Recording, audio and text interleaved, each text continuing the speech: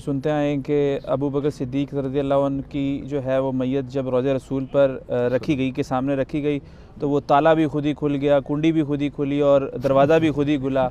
اس کے بعد جو ہے وہ آواز بھی آئی کہ حبیب کو حبیب سے ملا دو۔ غالباً ابو بکر صدیق رضی اللہ عنہ کی کوئی وصیت تھی، وہ کہتے ہیں مولا علی کو وصیت کی تھی۔ یہ سر ہوتی سی کسی زمانے میں، اس کی اب جو جننگ ہوئی ہے نا، ہمارے ایک بڑے قریبی بڑے بیبے سے بھائی ہیں، پہلے بریلوی تھے، اللہ نے ان کو ہدایت دی، انہوں نے ایک چینل بنایا انڈرسٹینڈ اسلام۔ انہوں نے یہ ساری کہانیوں کی پوسٹ مارٹم میری ویڈیوز کے ساتھ کر دیا ہے۔ وہ جو رو رو کے بڑے وجد میں یہ واقعات سنایا کرتے تھے، ان کی کہانیاں کھل گئی ہیں۔ یہ بالکل کہانی ہے، جلال الدین سیوطی نے کہانی لکھی ہے، حدیث کی کتابیں سے سپورٹ نہیں کرتی، حدیث میں بالکل الٹ ہے۔ صحیح بخاری کے اندر موجود ہے کہ 3700 نمبر حدیث ہے، بڑی لمبی حدیث ہے حضرت عمر کی شہادت کے اوپر، کہ جب سیدنا عمر فاروق رضی اللہ تعالیٰ عنہ کو زخم لگے اور پھر ان کی حالت یہ ہوئی کہ معدہ چونکہ کٹ گیا تھا، جو کھاتے تھے وہ معدے کے رستے نکل جاتا تھا، ان کو جب یہ نظر آیا کہ اب میں نہیں بچ پاؤں گا تو انہوں نے ابن عمر کو بلا کے کہا کہ اما عائشہ کے پاس جاؤ، ان سے کہو کہ روضہ رسول میں مجھے ساتھ دفن ہونے کی اجازت دیں حجرہ عائشہ کے اندر، اور یہ نہیں کہنا کہ امیر المومنین نے بھیجا ہے، کہنا ہے کہ عمر ابن خطاب چاہتا ہے، آئی ایم نو مور امیر المومنین۔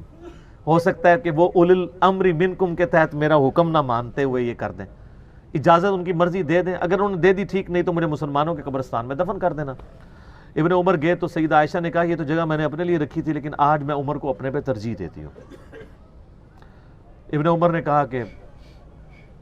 ابا جی اجازت مل گئی، انہوں نے کہا واللہ میرے لیے زندگی میں اس سے بڑی اور کوئی سعادت نہیں تھی کہ میں رسول اللہ کے ساتھ دفن ہوتا۔ جنت کے ٹکڑے میں سر، بخاری مسلم میں حدیث ہے، میرے گھر سے میرا ممبر جنت کا ٹکڑا ہے۔ امام بخاری نے اس پہ باب باندھا ہے، قبر رسول سے ممبر رسول جنت کا ٹکڑا ہے۔ مسلم میں حدیث ہے جس نے مدینے کے مصائب پہ صبر کیا میں اس کا شفیع ہوں۔ میرے بھائیو، جامعہ ترمذی میں ایک حدیث ہے کہ اللہ کے نبی علیہ السلام نے فرمایا کہ ہو سکے تو مدینے میں مرو،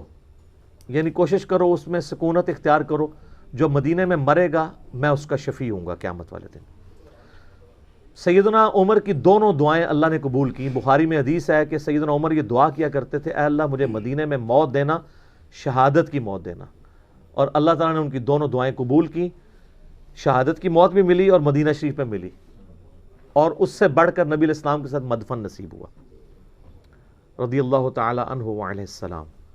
تو سر اس واقعے میں تو ان کو چاہیے تھا، وہ یہ کہتے ہیں کہ مجھ سے پہلے پریسیڈنٹ سیٹ ہے، حضرت ابو بکر کے لیے بھی کنڈی کھلی تھی اور آواز آئی تھی حبیب کو حبیب سے ملا دو، تو تم جا کے میری میت بھی روضہ رسول کے سامنے رکھ دینا، خود بخود کنڈی کھلے گی۔ جبکہ ایک پریسیڈنٹ سیٹ ہے، یہ تو نہیں ہے کہ ایک کچا یار ہے دوسرا پکا یار ہے، ایسا تو نہیں تھا۔ تو یہ ہے بخاری شریف، وہ ہے کہانی شریف، جھوٹ۔ بخاری اور مسلم دونوں میں حدیث ہے، عبداللہ ابن عباس کہتے ہیں کہ سیدنا عمر کی میت رکھی تھی، ایک شخص میرے پیچھے آ کے کھڑا ہوا، اس نے اپنی کونی میرے کندھے پہ رکھ کے کہا رحمک اللہ، اے عمر تجھ پہ اللہ رحم فرمائے، میری خواہش تھی کہ میں تیرے اعمال کے ساتھ اللہ کے حضور پیش ہوں۔ میں نے بارہا رسول اللہ سے سنا تھا صلی اللہ علیہ وآلہ وسلم، میں ابو بکر اور عمر داخل ہوئے، میں ابو بکر اور عمر نکلے، میں ابو بکر اور عمر فلاں جگہ گئے، میں ابو بکر اور عمر نے اس کی تصدیق کی، مجھے امید تھی کہ تم اپنے دو ساتھیوں کے ساتھ جا ملو گے، یعنی رسول اللہ صلی اللہ علیہ وآلہ وسلم اور سیدنا ابو بکر۔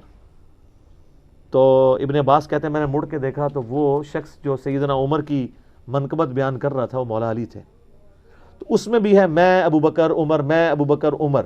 تو سر اگر ابو بکر کے لیے رضی اللہ تعالیٰ عنہ یہ کنڈی کھلی، تالا کھلا، تو حضرت عمر کے لیے بھی کھل جاتا۔ حضرت عمر والا واقعہ بخاری میں آ گیا، اس لیے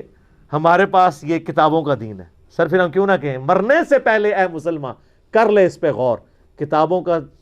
خدا اور ہے، بابوں کا خدا اور، بلکہ کتابوں کا دین اور ہے اور بابوں کا دین